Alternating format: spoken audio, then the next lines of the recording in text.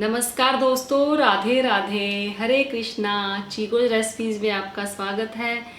तो आपके सवाल जो हैं वो रह गए थे। मैंने आपको बोला ही था कि एक वीडियो में तो पूरे नहीं आएंगे क्योंकि वीडियो बहुत बड़ी बन जाती है।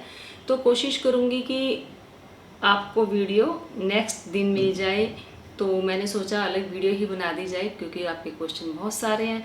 तो इसमें भी टाइम ना गंवाएं, पहले आपके जो सवाल हैं वो ले लेते हैं।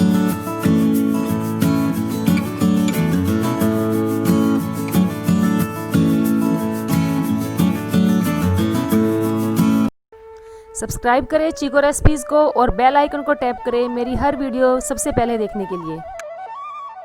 तो पहला सवाल है कि सुनील सिंह का कि मेरे घर में जन्माष्टमी नहीं मनाई जाती है, लेकिन मैं अपने गोपाल जी का बर्थडे मनाना चाहती हूँ। पर मैम मुझे ये पूछना है कि क्या मैं जिस दिन अपने लड्डू गोपाल जी की प्राण प्रतिष्ठा की थी, तो क्या उस दिन मैं अपने गोपाल जी का बर्थडे मना सकती हूँ या नहीं? तो प्लीज़ आंसर दें। तो जिस दिन आपने अपने ठाकुर जी की प्राण प्रतिष्ठा की है उस दिन आप अपने गोपाल जी का जन्मदिन मना सकते हो। फिर क्वेश्चन है जतिन गुप्ता का कि मैम क्या लड्डू गोपाल जी को नहीं सुलाना चाहिए इन दिनों, यानी कि चतुर्मास में? तो देखिए, ऐसा नहीं कि जो ये चतुर्मास लगे हुए तो इन 4 महीनों में आपने ठाकुर जी को सुला दिया तो उन्हें उठाना ही नहीं है, ऐसा नहीं है।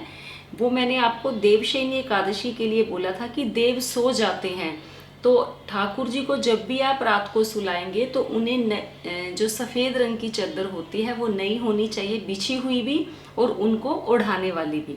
फिर क्वेश्चन है आरुषि कुमारी का कि आपके राधा कृष्ण की मूर्ति कितने फीट की है और इन्हें कितने प्राइस में परचेज किया है? तो ये क्वेश्चन भी काफ़ी लोगों ने पूछा है कि मैम आपने राधा कृष्ण कहाँ से लिए, वो कितने इंच के हैं, उनका प्राइस क्या है? मैं हर बार बताती हूँ। उन्हें मैंने जयपुर से लिया है और जो उनकी हाइट है वो 15 इंच के हैं और मैंने इन्हें 25,000 में यानी कि 25,000 में लिए थे और मैंने इन्हें लिया था 2018 में। फिर क्वेश्चन है खाटू श्याम का कि मेरे लड्डू गोपाल पीतल के हैं और मैं उनको आपकी तरह चंदन लगाती हूँ पर उनके माथे पर काला पड़ जाता है। तो पीतल का जो भी विग्रह होता है उन पे चंदन लगाया जाता है तो वो वहाँ से काला पड़ जाता है। तो लेकिन ऐसा नहीं कि वो काला धब्बा हमेशा के लिए पड़ जाता है, वो साफ़ नहीं होता है, ऐसा नहीं है।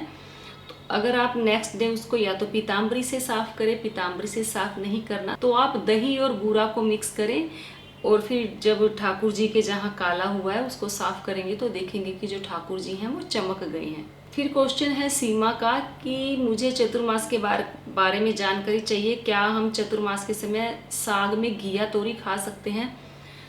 तो देखिए, आपको हरी सब्जी कोई भी नहीं खानी है। घिया, तोरी, टिंडे, भिंडी, हरी मिर्च, हरा धनिया, मेथी, पालक, सरसों कुछ भी नहीं खाना है। सावन के महीने में नहीं खाना है आपको।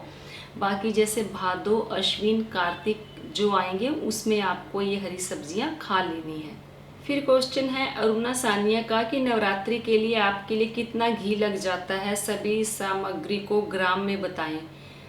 तो देखिए, घी का मुझे कोई आइडिया नहीं है कि जब अखंड जोत जलती है कितना घी लग जाता है।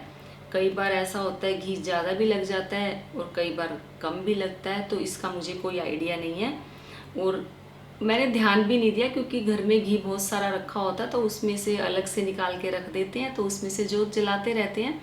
लेकिन अब की बार अगर मैंने जोत जलाई अखंड तो मैं ज़रूर ध्यान रखूँगी कि घी कितना लगता है। और रही बात सामग्री की, तो देखिए मुझे सामग्री का समझ नहीं आया कि आप किस सामग्री की बात कर रहे हैं। फिर क्वेश्चन है आदेश नागर का कि मेरे घर में खड़ी लक्ष्मी जी की फ़ोटो है, मैं इसका क्या करूं और गुरुवार के व्रत के क्या नियम है, प्लीज़ कल की वीडियो में ज़रूर बता देना। तो अगर घर में खड़ी लक्ष्मी है तो कोई बात नहीं, वैसे घर में कहते हैं कि बैठी हुई लक्ष्मी होनी चाहिए। तो आपके घर में जो खड़ी लक्ष्मी जी की फ़ोटो है अब तक आप उनकी पूजा करते आ ही रहे हैं और अच्छा ही हो रहा है। तो जो माँ लक्ष्मी है वो खड़ी हो या बैठी हो वो सभी के लिए अच्छी होती है। हाँ, लेकिन शास्त्रों के अनुसार कहते हैं कि घर में बैठी हुई लक्ष्मी ही होनी चाहिए। आपके घर में खड़ी लक्ष्मी की फ़ोटो है तो ऐसा तो नहीं होता कि उस फोटो को हटाकर कहीं रखाएंगे और बैठी हुई लक्ष्मी लेकर आएंगे, ऐसा नहीं होता है, क्योंकि आप उनकी इतने टाइम से पूजा करते आ रहे हो। हाँ, अगर वो फोटो कहीं से खंडित हो गई है या उसका शीशा टूट गया, फिर आप उस फोटो को कहीं मंदिर में या कहीं रख कर आ सकते हैं। तो रही बात गुरुवार व्रत के जो नियम होते हैं, गुरुवार व्रत के नियम की जो वीडियो है वो मैंने अपने चैनल पर अपलोड की हुई है, आप वहां जाकर देख सकते हैं। लेकिन फिर भी थोड़ा बता देती हूँ कि गुरुवार के व्रत में केले के पेड़ की पूजा की जाती है, भगवान विष्णु की पूजा की जाती है, चना दाल चढ़ाई जाती है, और जो केले हैं वो भी विष्णु जी के आगे चढ़ाए जाते हैं। और आपको नमक नहीं खाना होता, यानी कि नमक वाला भोजन वीरवार के व्रत में नहीं किया जाता, और आपको पीली चीज ही खानी चाहिए, बेसन से बनी हुई। फिर क्वेश्चन है केशव माधव का कि मैं लड्डू गोपाल जी को बारिश में नहला सकता हूँ, बहुत अच्छी बारिश हो रही है। तो बिल्कुल, अगर आपके वहाँ बारिश हो रही है तो आप बारिश में ठाकुर जी को नहला सकते हैं। यहाँ हमारे दिल्ली में तो बहुत गर्मी है, आप देख ही रहे हैं कि मुझे इतनी स्वेटिंग हो रही है जिसका कोई हिसाब ही नहीं है। वीडियो बनाना भी मुझे मुश्किल हो रहा है, क्योंकि मुझे रुक रुक कर जो अपना पसीना है पोंछना पड़ रहा है।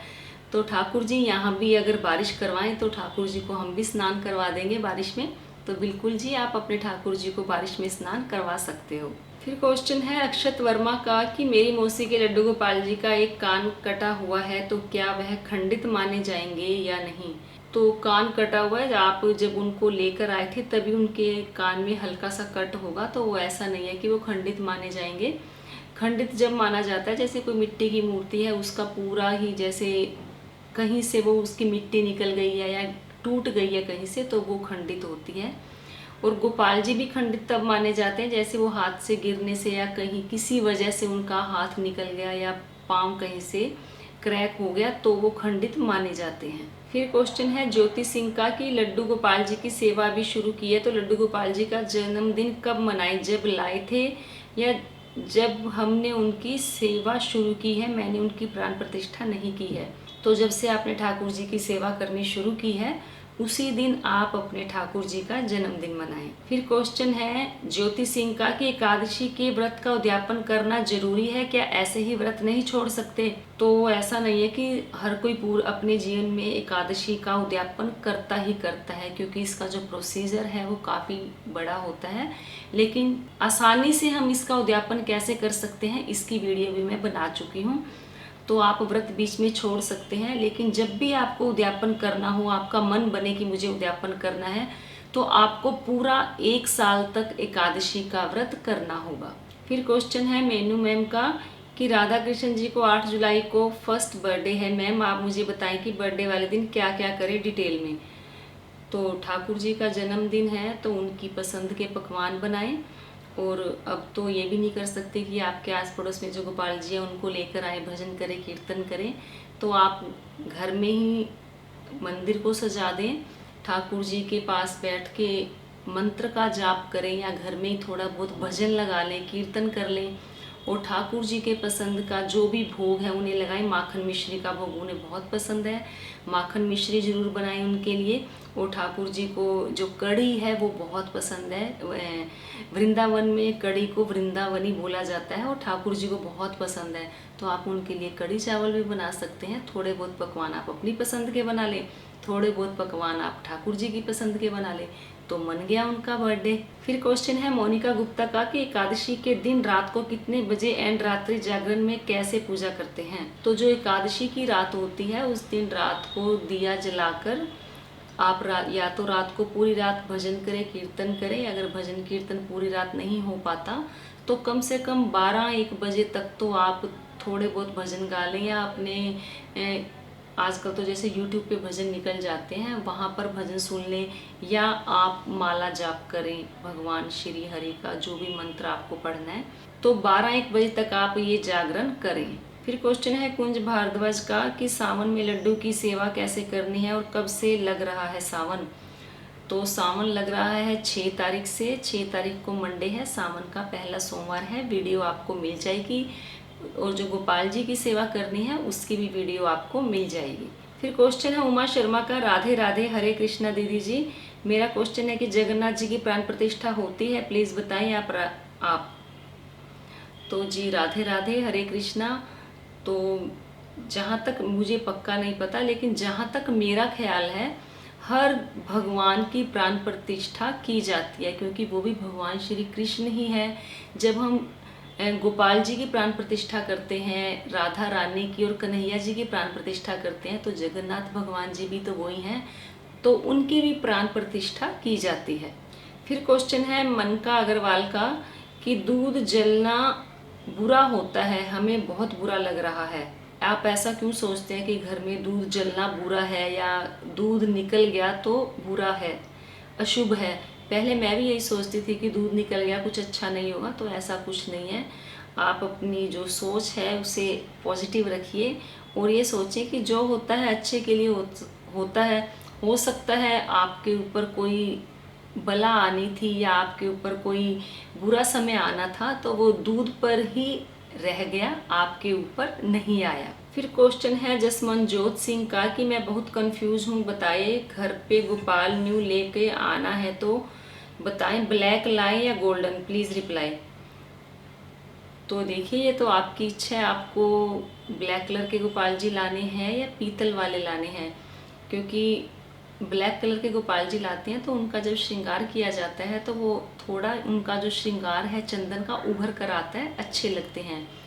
तो लेकिन ध्यान रहे, क्योंकि आजकल जो ब्लैक कलर के गोपाल जी आते हैं उनकी जो कोटिंग है, उनका जो ब्लैक कलर है वो निकल जाता है, तो आप अच्छे से देखभाल कर लाएं अगर आपको ब्लैक कलर के गोपाल जी लाने हैं। फिर क्वेश्चन है राजू सिंह का कि मैम आप कितनी बार भोग लगाती हैं? तो जो मैं अन्न का भोग है वो सिर्फ मैं दोपहर के टाइम लगाती हूँ। सुबह मैं उनके भोग लगाती हूँ, सबसे पहले स्नान करने के बाद जो चाय वगैरह घर में बनती है, जो मैं अपने लिए बनाती हूँ, उस चाय का भोग लगता है।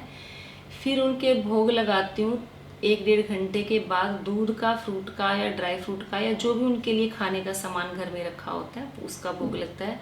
फिर दोपहर में 12:30 से 1 बजे के बीच में उनके प्रॉपर जो घर में खाना बनता है बिना प्याज लहसुन का, उसका भोग लगाया जाता है। शाम को फिर बिस्किट, चाय, रस, जो घर चाय मैं पीती हूँ उसी चाय का भोग लगाया जाता है। रात को इनके भोग लगता है दूध का। तो बाकी घर में जैसे कोई फ्रूट वगैरह काटते हैं तो ठाकुर जी के भोग सबसे पहले लगाते हैं। फिर क्वेश्चन है अनुराग राय का from Bangladesh, very nice story, जय जगन्नाथ देव। मैं बहुत दिन बाद कमेंट कर रही हूँ, प्लीज़ फ्राइडे वीडियो में मेरे लिए सबको हरे कृष्णा बोल देना। तो जी अनुराग रॉय के लिए आप सभी को राधे राधे, हरे कृष्णा, हरि बोल। फिर क्वेश्चन है विजेंद्र मेहर का कि घर में बच्चे होते हैं तो सोबर लग जाते हैं, तब भगवान की पूजा नहीं होती है, लड्डू गोपाल की सेवा कैसे करें? तो मुझे ये नहीं समझ में आया कि आपने क्या कहा कि सोभर लग जाते हैं, तो समझ नहीं आए, लेकिन ये समझ लगा कि पूजा भगवान की नहीं हो पाती है तो लड्डू गोपाल की सेवा कैसे करें। तो देखिए आप अपने बच्चों का काम भी तो करते ही हैं, तो वो भी तो बच्चे ही हैं, तो जैसे अपने बच्चों की सेवा करते हैं वैसे ही आप ठाकुर जी की सेवा करें। इनकी सेवा करने में कोई बहुत बड़ी भेद नहीं है या इनकी सेवा करने में कोई बहुत ज़्यादा मेहनत नहीं लगती है। फिर क्वेश्चन है विष्णु भारती का कि मेरा सवाल है कि ठाकुर जी के प्राण प्रतिष्ठा के बाद सेवा कैसे करें? मैंने पिछली बार पूछा था, आपने जवाब नहीं दिया, प्लीज़ इस बार दे दीजिए। तो मेरे चैनल पर आप देखेंगे कि काफ़ी सारी वीडियोस हैं कि मैं अपने ठाकुर जी की सेवा कैसे करती हूँ। तो अभी भी मैंने आपको बताया ही है कि सुबह स्नान करने के बाद दूध का भोग जरूरी होता है, दूध के साथ कुछ खाने को दो। दोपहर में उनको खाने का भोग लगता है, तो शाम को इनके कोई फ्रूट या कोई बिस्किट वगैरह का भोग लगाएं। रात को इनके दूध का भोग जरूर लगाएं और सुबह इनको स्नान करवाना भी जरूरी है। तो ये थे आप सभी के बाकी जो सवाल थे। अब मैंने पूरे सवालों के जवाब दे दिए हैं, लेकिन अब भी कुछ रह गए हों तो मैं कुछ कह नहीं सकती, क्योंकि एक वीडियो लंबी हो जाती है और गर्मी इतनी है कि मेरे से वीडियो नहीं बन पाती है, क्योंकि मुझे स्वेटिंग बहुत ज़्यादा होती है। तो फिर भी अगर कोई सवाल आपका रह गया हो तो प्लीज़ आप फिर से लिख कर दे देना, कोशिश करूँगी नेक्स्ट फ्राइडे आप सभी के सवालों के जवाब दे दूँ। तो उम्मीद करती हूँ आपको आज की वीडियो पसंद आई होगी, तो लाइक करें, शेयर करें, मेरे चैनल को सब्सक्राइब करना बिल्कुल ना भूलें। हमेशा की तरह आप अपने अच्छे अच्छे सुझाव देते रहें। आज के लिए इतना ही, फिर मिलते हैं। धन्यवाद। हरे कृष्णा।